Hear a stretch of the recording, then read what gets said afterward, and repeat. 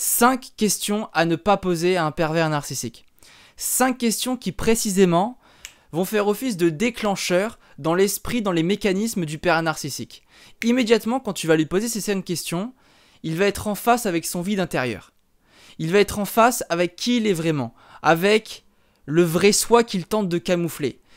Toute sa vie, le pervers narcissique camoufle le fait qu'il soit vide, le fait qu'il n'ait pas les mêmes émotions que nous, le fait qu'il n'ait pas d'empathie, le fait qu'il n'ait pas d'amour, le fait qu'il ait tant besoin des autres pour exister. Toute sa vie, il cherche à fuir ceci. Pourquoi ? Parce que c'est insupportable de se dire « je suis plus faible, il me manque quelque chose ». Au fond, le pervers narcissique le sait très bien. Il le sait qu'il lui manque quelque chose. Il sait qu'il n'est pas normal. Il le sait qu'il a un souci. Mais comme il a cette capacité, et chez les pervers narcissiques, c'est un mécanisme qui est solide, c'est-à-dire qu'il s'est entraîné à justement éviter de se dire je suis faible et immédiatement aller projeter ça sur l'autre, sur sa victime, qui n'est pas capable de se dire à un moment donné, tiens, j'ai un problème, il faudrait peut-être que j'aille voir un psy, un thérapeute. C'est pour ça que les pervers narcissiques, c'est très rare qu'ils aillent se faire soigner, parce qu'il faudrait déjà qu'ils se rendent compte qu'ils ont un problème. Alors 5 questions qui vont immédiatement faire réagir le pervers narcissique, et peut-être que tu as déjà vécu ça. Je t'invite pas à poser ces 5 questions encore une fois au pervers narcissique parce que il peut y avoir une grosse rage, une grosse fureur de sa part et c'est terrible. Première question, quand tu poses la question au pervers narcissique, à quoi tu penses ? Cette question, il aime pas. Il aime pas cette question parce que tu es en train de lui dire à quoi tu penses ? Et ça lui rappelle immédiatement qu'il n'a pas de pensée. Le pervers narcissique, je l'ai déjà dit, n'est pas un être de pensée, c'est un être d'agir. Il fonctionne comme un animal. C'est-à-dire qu'à un moment donné, il a besoin de quelque chose et c'est immédiatement, il doit avoir ce truc-là. C'est-à-dire que sinon, il va y avoir une frustration. Il n'est pas en train de se dire, tiens, il faudrait peut-être que j'attende. Allez, je vais réussir à être patient. Je pourrais l'obtenir dans pas longtemps. Mais il n'est pas capable de se raisonner en se disant, bon, c'est bon, je vais pouvoir attendre un peu. Non, quand il veut quelque chose, c'est tout de suite. Quand il a une idée en tête, ça doit être tout de suite. Il n'y a pas cette pensée de, tiens, ça va pas se faire tout de suite. Il n'est pas dans la pensée. C'est maintenant et maintenant. Tu vois ? Et s'il n'a pas ça, il n'a pas ce qu'il veut maintenant, il y a de la frustration chez lui. Et donc quand tu lui poses cette question, tu lui rappelles que toi tu as des pensées, toi tu es capable de faire preuve de raisonnement intellectuel, de pensée émotionnelle que lui n'est pas capable de faire.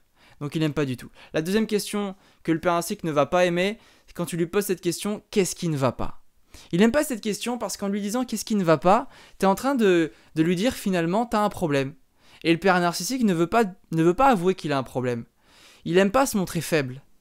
Il n'aime pas se dire là en me posant cette question finalement, il se dit ma victime est au-dessus de moi. Et moi je suis en dessous. Et toute sa vie, tu le sais, le mode pervers c'est de se dire il y a des dominants, il y a des dominés et lui veut toujours être dans les dominants. Et quand tu lui rappelles cette question, qu'est-ce qui ne va pas ? Là, tu lui dis, il y a un problème, tu es pas si fort que ça. C'est comme ça qu'il le perçoit. Il se perçoit faible.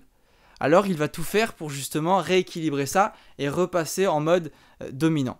Troisième question, comment tu te sens ? Question toute simple. C'est intéressant de poser cette question à une personne qu'on aime. Comment tu te sens ? Mais quand tu poses la question à un pervers narcissique, première chose, le pervers n'est pas dans le ressenti. Le pervers narcissique n'a pas les mêmes émotions que nous. Et en lui disant comment tu te sens, tu es en train de lui dire vas-y, va faire un tour chez toi, à l'intérieur de toi, regarde tes émotions, regarde tes sentiments. Et toute sa vie, le pervers narcissique veut fuir ça. Toute sa vie, il fuit ses émotions. Toute sa vie, il veut être froid. Toute sa vie, il veut être vide. Et là, tu vas lui dire vas-y, regarde tes émotions. Qu'est-ce qui se passe en toi ? Qu'est-ce qui se passe ? Mais il n'a pas envie de le voir. Ça lui fait peur. Ça lui fait peur de se regarder. Et là, tu vas terriblement lui rappeler tout ça et tu vas voir dans ses yeux la rage, tu vas voir dans ses yeux le vide, la frustration. C'est terrible. Quatrième question à ne pas poser. Qu'est-ce que tu veux dire par là ? Explique-moi. C'est-à-dire, quand tu demandes au pervers narcissique d'expliquer les choses, d'aller en profondeur, il y a immédiatement un blocage. Il te met un stop direct. Il te met un stop direct parce que le pervers narcissique ne veut pas te donner toutes les informations. Le pervers, c'est un malin et il sait que il a envie de te laisser dans le flou. Il a envie de te laisser penser. Parce que s'il te donne toutes les réponses d'un coup, t'es plus dans l'attente. T'es plus en train de penser à lui. Mais il sait que s'il te donne juste des miettes, un peu de miettes par-ci par-là, t'as un peu d'éléments, t'as des éléments de réponse, mais t'as pas les éléments complets. Donc forcément, tu te casses la tête à comprendre encore plus. Donc quand tu demandes au père narcissique de donner davantage de détails, d'expliquer, c'est impossible pour lui de te les donner. Parce que déjà, bon, c'est pas un être qui est profond, c'est pas un être qui va au bout des choses, il est très, très animal, très froid, et à un moment donné, il y a un blocage. Et parce qu'il ne veut pas te donner toutes les réponses pour te laisser dans le flou, eh bien là, tu es en train d'activer la rage narcissique. Là, à ce niveau-là, c'est la rage narcissique totale. Et dernière question à ne pas poser, as-tu bien dormi? Question toute simple, on pose la question à une personne qu'on aime au réveil, le matin. Est-ce que tu as bien dormi? Mais le père narcissique déteste cette question. Parce que le sommeil pour le père narcissique, c'est compliqué.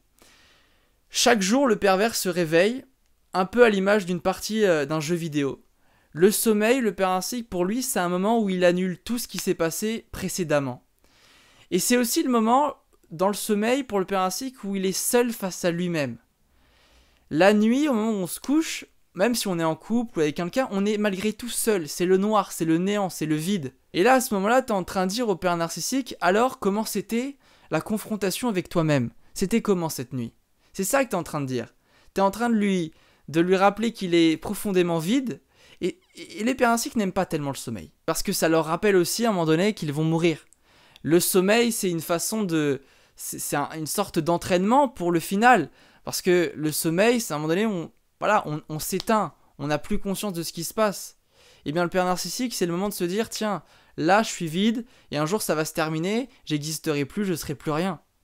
Et il a très peur de ça, d'être insignifiant. Alors, rappelle-toi d'une chose. Le père narcissique déteste qu'on lui pose des questions sur son état d'esprit, sur ses pensées, sur ses émotions, sur son sommeil, sur son énergie. Tout ce qui va confronter le père narcissique à ses émotions, à ses ressentis, à tout ce qui se passe à l'intérieur de lui-même, il déteste ça. Il le fuit immédiatement.